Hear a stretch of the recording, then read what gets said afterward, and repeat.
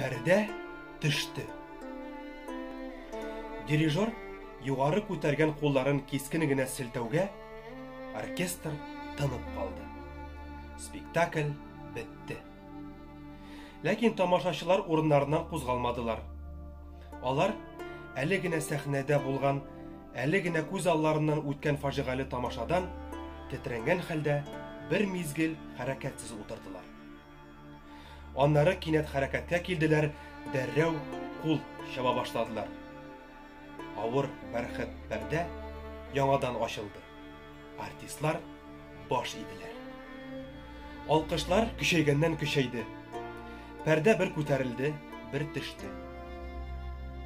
Кинәт театр бинасын тутырган алкышлар гөрелтесе иченнән авторны сәхнәгә дигән тавышлар яңгырады. Композитор Хәбир Сыртланов амфитеатрда иң артагы рәтләрнең берсендә утыра иде. Спектакль тәэсиренә бирелеп, башта ул да кул чапты. Ләкин авторны сәхнәгә дигән сүзләрне ишеткәч, кинәт туктап калды. Йөрәге ешрак кага башлады. Ул гүя бу сүзләрне кычкырган кешене күрергә теләп, алга үрелде. Партерга күз салды. Ләкин ярым караңгылык эчендә, гүләгән залда берәүне дә күрә алмады. Анда бары тик куллар, билгеле бер такт белән бер-берсенә шабылучы куллар гына күренә иде. Күп тә үтмәде, автор дигән тавышлар партерның әле бер, әле икенче почмагыннан ишетелә башлады. Аларга амфитеатр белән яруслар кушылды.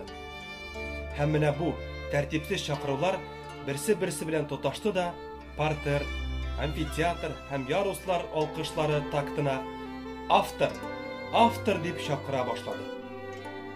Сыртланов урыныннан кузгалырга кыймады. Бар янында утырган кыз шәреллек тавыш белән «Автор!» дип кычкырып күршесенә.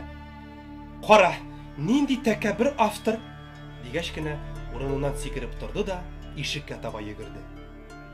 Сәхнә артында аны театр директоры каршы алды. «Сез кая югалдыгыз?» диде ул җитди итеп.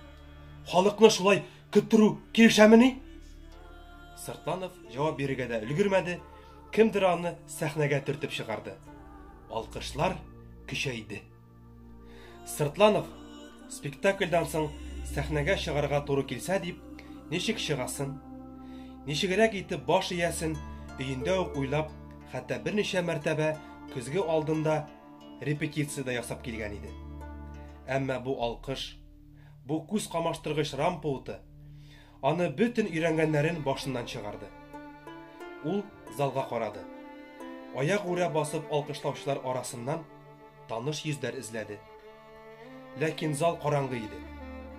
Ул берәүне дә аермачык күрә алмады. Кемдер аңа хризантемалар бәйләме китереп тоттырды. Сыртланов чәчәкләрне күкрәгенә кыскан килеш тагын берничә секунд басып торды да сәхнәдән чыгып китәргә ашыкты. Ләкин өлгермәде.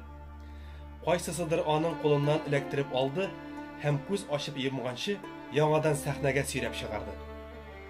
Ул аптырый һәм югала төшеп артына борылды. Артистлар елмаюлы карашларын аңа текәп кул чабалар иде. Әллә кайсысы: «Залга таба борыл! Тамашачыга таба! Башыңны ий!» диде. Сыртланов шушы буйрычан тавышка буйсынып залга таба әйләнде. Уңайсызланып, елмайган хәлдә берничә кат баш иде. Пәрдә төште. Котлаулар инде үзара дәвам итте.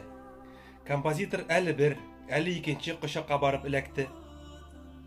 Кемнәрдер аның бит алмаларыннан, яңакларыннан чапылдатып үптеләр. Сыртланов букетін Хәлимә Баязитовага, балетның төп каһарманын бийгән балеринага сузды. Баязитова шатлык һәм мәхәббәт очкыннары түгелеп-сибелеп торган күзләрен композиторга текәгән хәлдә якын килде дә, аяк очларына күтәрелеп, иреннәреннән үпте.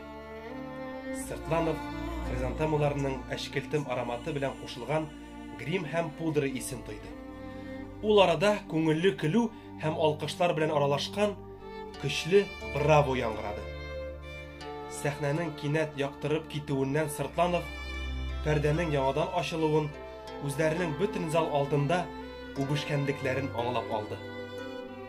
Аңлады да шактый саксыз рәвештә Баязитованы читкә этәрде. Ләкин Баязитова югалып калмады. Елмаеп, берничә рәт учын учка шәбәкләп алды да яңадан Сыртланов янына килде. Куллары белән аның иңбашларын тотып, яңадан иреннәренә үрелде. Композитор тәмам югалып калды һәм йөгереп диярлек сәхнәдән чыгып качты.